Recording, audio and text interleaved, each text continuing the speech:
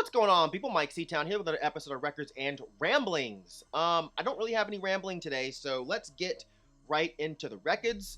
What I'm showing today is the rest of the records that I got when I was in New Orleans this past time. I believe everything I have here came from the store Euclid Records. And the funny thing about Euclid is I almost didn't go there because when I saw them online, it seemed like it was mostly a jazz record store. But it wasn't at all, man. They had everything there. It was huge. It was amazing. And really, really nice people that worked there as well. Easily the best record store that I went to while I was in New Orleans. Actually, I lied. I am going to do a little bit of rambling. I'm going to tell you about the worst record store that I went to while I was in New Orleans. I guess I'll be nice and I won't say the name of the record store, but it was in the French Quarter, if that helps you.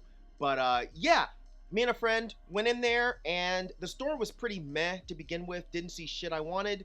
As we're walking out, I look on the wall, and there's a This Mortal Coil record. And I'm looking at it, and I'm inquiring to the person working behind the counter about that particular record. And yeah, I decided I didn't want it. Start to walk out. Some dipshit that's in the back comes out, white dude with glasses, and he yells across the store, "Hey, man, we got some New Orleans bounce records. Do you know Bobby B or Johnny Z, whatever the fuck this artist's name is?" And he's holding up this record. And mind you, the store has, quite a few people in there, but I am the only black person in the store. So, of course, he assumed I must be there for New Orleans bounce. Now, I'm pretty proud of myself, because 2010 Myke would have went the fuck off. But 2021 Myke, it's a little calmer, And I just looked at my friend, and I turned around, didn't say a word, and walked out. And I don't know, man, I just didn't have the patience to exert the kind of mental labor it would take for me to explain to this dumb fuck that in 2021, we should not still be doing shit like this. So if you're white and you work at a record store and a black person comes in, don't do this shit, all right? Because believe it or not, these days, we knows how to talk to white people. So we can ask for whatever we're looking for, all right? So otherwise, just leave us the fuck alone. All right, that done, let's get into the records. First record I'm going to show you, this is Alcest with Souvenirs d'un Autre Monde. I meant to look this up on Google Translate before I did this video, and I totally forgot, so I'm sure I butchered the fuck out of that. But this is the debut from Alcest. And yeah, I guess maybe this is their most traditional black metal sounding album.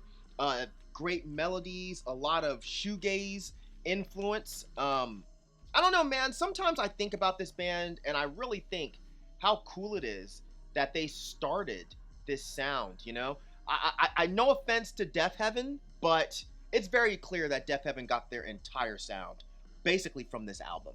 And but at least they took them on tour, which is something that not a lot of bands that borrow the sound of other bands actually do. This is on white vinyl.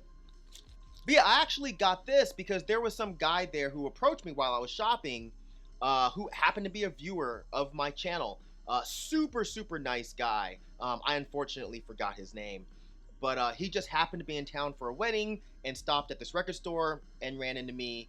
But yeah, he saw that I had another Alcest record in my pile, and he was like, "Hey, did you see this? This was actually over in the French music section." So, yeah, if you're watching, thank you very much. That was very kind of you. Next record I'm going to show you, this is Alcest with Spiritual Instinct, and this is the record that was sitting in my pile that I was just talking about. This is actually their most recent album, and it's, in my opinion, a very interesting one.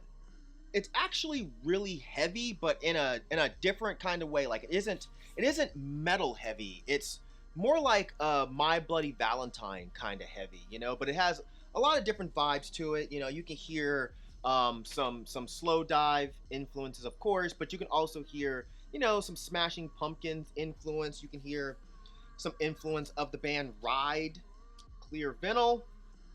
Yeah, at some point, I feel like people are going to start having to give Nij, I don't know if it's Nij or Nej, I've never heard it say out loud, I've always said Nij, but yeah, people are going to have to start giving Nij his credit for being one of the most compelling musicians to ever come from black metal. Like, he really created this sound that so many bands kind of took off with. And I think it's cool. But yeah, this is actually limited to 1,700 copies, which isn't much of a limitation, but still cool to have. Next record I'm going to show you, this is Christ on a Crutch with Crime Pays When Pigs Die. It's classic punk rock from 91, and I remember getting into them because I really loved the name of the band. And that's kind of what you did back then. You know, you didn't have things like Spotify or Apple Music and all that other newfangled shit that you youngsters love. We just had to kind of just buy shit based on the band name or the cover art, which this cover art is pretty great. But yeah, this is kind of old school hardcore. You know, I can still remember with a name like this expecting it to be kind of like crusty punk or something, but it's actually it sounds kind of like if you really pissed off 7 Seconds. You know, I feel like that's what you would get. But I think I got this for like 17 or 18 bucks. And yeah, that's a really good price because it goes for quite a bit more than that online. So I'm pretty happy with this purchase. But yeah, snotty lyrics, political lyrics, you know, basically what you'd expect from, you know, kind of like a fast hardcore band back from 91 called Christ on a Crutch with an album cover like this. So yeah, if that tickles your fancy, check them out. They're really not talked about as much as other hardcore bands from that era, and I'm not really sure why. Next record I'm going to show you, this is The Cure with Pillbox Tales. And I believe this is sort of like a demo or whatever. I never really looked too hard into this era of The Cure. I know this is back from when they were called Easy Cure. And the music is more punky than, you know, most of us know them to be. This is more along the lines of like Three Imaginary Boys and The Boys Don't Cry kind of material. It's not something that I reach for regularly, but it's still, you know, it's still pretty cool. Records on black won't bother showing you that. And the next record I'm going to show you, this is Nurse with Wound with Merzbildschwet. I didn't look this up either, so I'm sure I'm fucking that pronunciation up as well.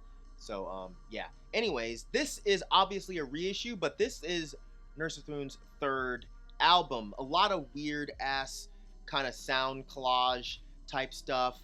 Weird laughing voices, saxophones, like weird crackling sounds. It's great. You know, a lot of people, I think, kind of hold this one to a high regard, but, oops, that's just white. Yeah, but I don't know. This isn't the era of Nurse with Wound that I really reach for very often. Blue vinyl. But it is cool to throw on when you're kind of sitting around the house, relaxing or whatever. You know, I got into a conversation with someone recently who was asking, like, how do you just be listening to this kind of shit? And, you know, it's good for, like, writing or working, you know, but it's not, like, something that you're, like, driving around listening to. Like, you're not putting this shit in the car and fucking, you know, you're not doing that. Or, I mean, I'm not. There's probably people that fucking ride around just, you know, I don't know, maybe, but not me. But if I'm at home, this is a great record to throw on if I'm just trying to get my chill on. I don't know, like maybe if you did lots of drugs or if you like smoked hookah or some shit. This might be a good hookah album. You know, do they have hookah albums? I've never been to a hookah bar, so I don't know what they listen to in hookah bars. I always imagined it was like really bad pop music. I don't know. Maybe not. Like Tori Amos or something, maybe? I don't know. Anyways, this is another Nurse with Wound record, and this is To the Quiet Man from a Tiny Girl. This is another reissue, and this is their second album. Again, not something I really reach for. It's definitely cool, but there aren't as many layers and such on this album. It seems a little thin. Like, the first track doesn't really seem like there's much going on to me at all. Just some kind of clinks and clangs here and there.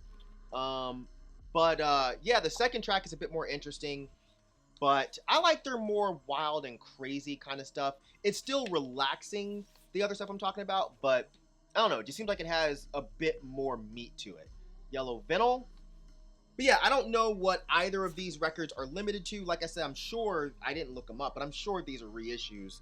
They absolutely cannot be originals because I paid very little for them, and I'm sure the originals go for like hundreds of dollars or something stupid.